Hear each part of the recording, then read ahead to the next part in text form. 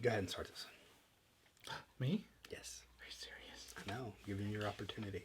Don't Fuck it up. And and welcome back to Little Book Club. I'm John. I am Matt. And this is our review of The Mandalorian up to date, up to episode 3. Yes, this is season 3, right? Season 3, chapter 3. Chapter 3. Chapter Trace. Yeah, it's called a chapter. So we've done. Yeah, we just came out. Yeah, we watched it. It came out today. There you go. End of review. Right. See you later. This is going to be a spoiler review because when I'm posting this, I think most people have seen it. So it's going to be kind of our discussion about our thoughts. Right. Where it's going, everything. How this thing's developing. Yeah, we didn't get to do like a review thing of 2, but we've both seen it. I liked it for sure. Yeah, it was fun. But I do think this most recent 3rd episode, I feel like is my best, or the best that I've seen so far. Yeah. So overall impressions, like, it's still fun. It's still, a Western in space kind of story, and they play that up pretty well. Yeah, I feel like it feels like Star Wars to me. Yeah, I mean, it definitely feels like the universe. Right. That's the main thing. Well, my dog is fighting her toy now. Right. Anyway, so, I mean, it definitely feels like the universe. The effects, the style, it all feels pretty good. Yeah. We're still not getting, to me, a whole lot yet. It still feels like setup. Yeah. As far as storyline goes, because we're not really told much about the Mandalorian culture. Right. We're just like in this episode, we're introduced to more of the Mandalorians. Yeah.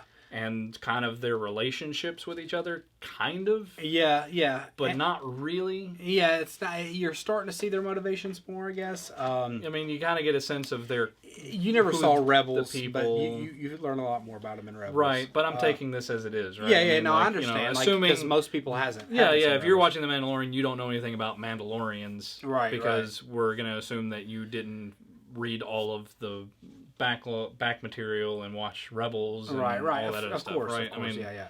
So just taking the show for what it is. Yeah, there's still definitely some stuff we're not told. Right. We have the Yoda baby. Yeah, whatever it is.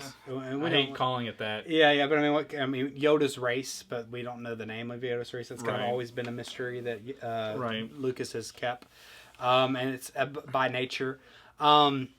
So you have mysteries being planted, and that's good. That's good, but the only thing that kind of is worrisome to me is because I believe it's only 6 episodes. 6 or 8. Oof. Right. And they haven't really told us a lot. Yeah, they haven't told us much, and it's so short of episodes. Yeah. Unless they're going to, give us more on the last. And this kind of brings up sort of a general gripe I have with the Star Wars stuff that's been coming out of late, is that there tends to be fluff. Yeah. And so, I'm all for fight action scenes, but I'm also for things that push forward the narrative. Yeah. And you can do both. There are stories and there are movies and there are TV shows that do both. I feel like, I'm not saying that it's gone out of its way, but I'm the pilot episode had that whole him learning to ride an animal for no really good reason. Yeah, that wasn't. That didn't push the story forward at all. Right. I mean, you had the fight scene right after that with IG-11 showing up, and that actually was relevant to the story. Yeah, for sure. And here's what I think they're trying to establish a tone. And they already are greenlit for a 2nd season. I do hope they have a concise story plan for this one and don't just that it's not all set up. Yeah. I think I've heard 6 episodes, but maybe it's going to be 8. Yeah. It's possible. Well, and that's my thing is so to this episode 3, as far as the storyline goes, is sort of the kickoff moment, right? So this it established the world, and then now something's happened where everything's in disarray. That's for sure. I think that is a general gripe of the first, and I don't know. I think it could have been by design. They're trying to establish the feel. Yeah. No. I'm not saying that's a bad thing. Right. It's going to be really dependent. The next Depending episode, on the next 3, to be real. Right. I mean, because at this point we don't really know who the enemy is. Yeah. At first it seemed like we didn't know. Like we had the, of course we have the Empire, and the Empire is always going to be the enemy. Yeah. But what their motivations are and what the relationship is, and so you know, the whole nature of like, he's done something, now what are the consequences? Yeah. Right? So like that's what we're waiting for in episode 4. I feel like it's almost like a little bit of a spoiler, but for John Wick. It's like a John Wick type story to a certain degree at this point. I mean, John Wick was kind of a bounty hunter to a certain degree. He was an assassin. Well, yeah. And then he broke the code. You know what I mean? And now people are coming after him. This episode definitely had that feel. Right. Because you had all the other people part of the guild coming after him. Right. And that's, I guess, interesting to see. Is there going to be a lot more people in that guild that's going to be hunting him at this point? Right. And so, like I said, there's a lot we don't know. And it could be good, but the fact, 30-minute episodes, and you're practically already halfway through the season, and there's not really a clear direction. It's a little worrisome, but it's still fun to watch. It's definitely been fun to watch. I really hope they stick the landing.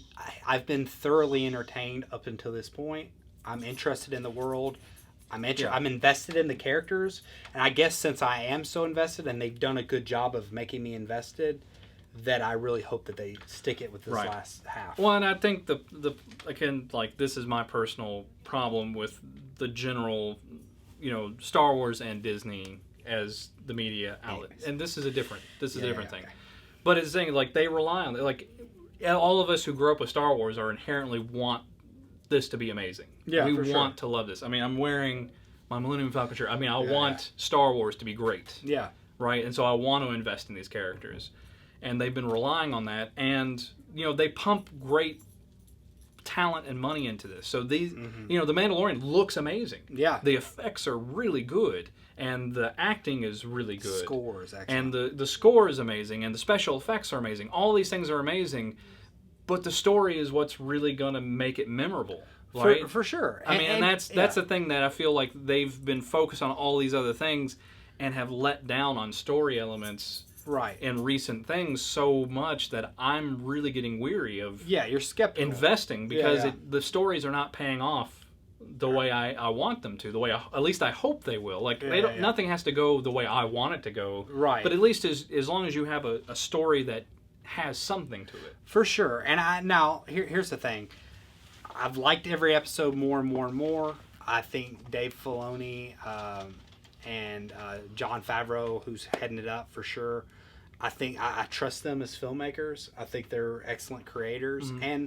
And so, this has been my most enjoyment of Star Wars up until this point in the Disney era, maybe besides Rogue One. So, I mean, let's give them the benefit of the doubt for now. We're only partway through. I'm not going to I don't pass any final judgments till this whole season's out. Right. And if you can have all the fumbles you want as long as you stick the landing. Right. And that's what it comes down to. So so if I'm rating the first half, I'm going to give it an 8. You know what I mean? Like a good setup. You know what I mean? Yeah. So we'll see. I mean, obviously that could change completely depending on the back half.